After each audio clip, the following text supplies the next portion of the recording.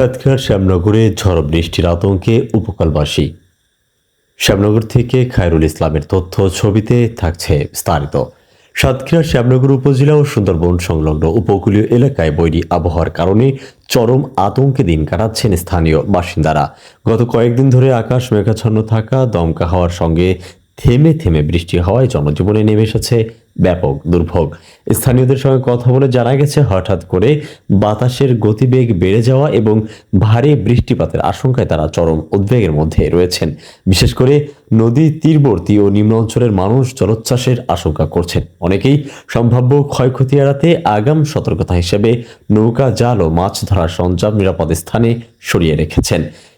এদিকে সুন্দরবন সংলগ্ন এলাকাগুলোতেও বিরূপ আবহাওয়ার প্রভাব পড়েছে। নিরাপত্তার কথা বিবেচনায় বনজীবী ও জেলেরা নদী ও বনে যাতায়াত থেকে বিরত থাকছেন। এতে করে তাদের দৈনন্দিন জীবিকা মারাত্মকভাবে ব্যাহত হচ্ছে।